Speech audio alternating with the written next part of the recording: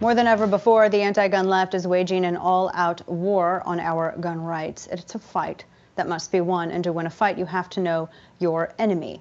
Two books that can help us do that, besides my own.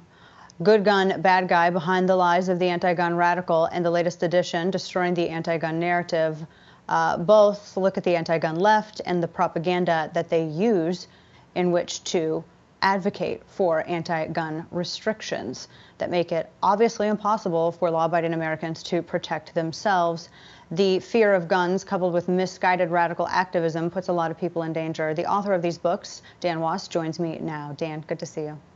Hey, Dana, thanks so much for having me on your show. Of course.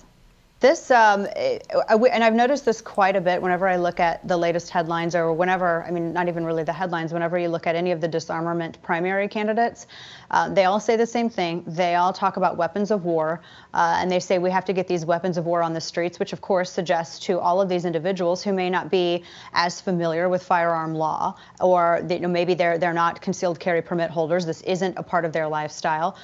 They hear these words and they think, oh my goodness, we actually have full auto. They probably have rocket launchers and nukes out on the street and everything else. But that's all by design. Talk about this. Well, yeah, of course. You know, the terminology they use is designed to scare people. I mean, there are two components that the anti-gun left will use to recruit more anti-gunners, and that's fear and hate. So they use terms like weapons of war. You know, that was a big one. You know, Obama and Hillary were using that one for a little while. And they'll use, you know, of course, the ever popular assault weapon, you know, which was a term that really wasn't used until the 90s, until Dianne Feinstein brought it into the conversation. They use that all the time. But the big daddy of them all is the term gun violence, which doesn't even exist. There's no such thing as gun violence. There is, however, human violence.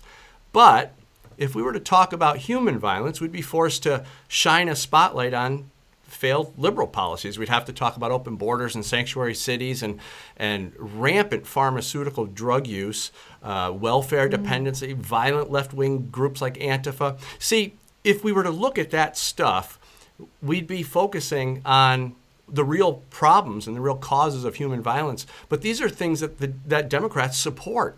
So rather than look at that stuff, they create terminology to associate, you know, violence with guns and make everybody else think that it's all because there are too many guns. And it's a big shift of the narrative, and it's a manipulation of the thought process and the way people think about guns in this country.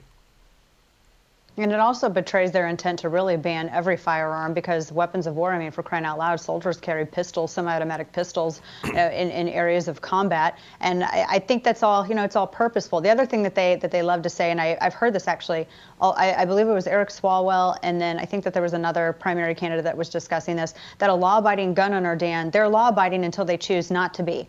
Yeah. As though that's an argument to not have any law-abiding people exercise their 2A rights. Swalwell will drive you crazy if you let him. But, you know, here's the thing. Democrats and these radical gun-grabbing groups like Moms Demand and Everytown, they really need to look at what's going on in Venezuela. So here in Venezuela, right now, before our very eyes, we have people who are trying to defend themselves against a violent government. And the only thing they have, the only means they have to defend themselves is to throw rocks, because they've already been, you know, disarmed by their government under the guise of gun safety. And this is exactly what these anti-American groups want in this country. And I got to tell you, I mean, these groups are a danger to our society. They need to be run into the dirt, because they will destroy this country if we let them. There was a study that said that most Americans don't realize that gun homicide, to use their term, or homicide caused by illegally used and illegally possessed firearms, has actually dramatically dropped. It was something like 25 to 36%, I believe it was, and it was a Pew poll. A couple of news outlets actually wrote about it. This was about a year and a half ago. But they said that the majority of Americans don't realize it because it's contrary to what they see on television. It's contrary to what they read in the papers and what they see those anti-gun advocate groups, what they see those individuals state. So it really is about making sure that the populace is as misinformed as possible, because pushing a misinformed populace, it makes it easier to take their rights, frankly.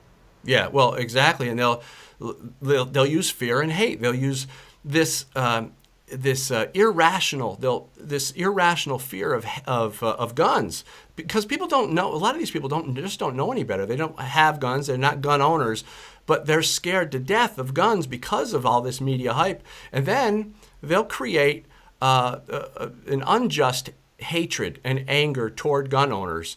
And those two things, the fear and hate, the strongest human emotions, and they'll use those against their own people to get them to vote a certain way. But here's the thing: we talk about governments, disarming their citizens. It's not so unbelievable that governments would want to disarm their citizens, because we see it, but that some citizens in our country beg to be disarmed by their government is a much scarier thought to me.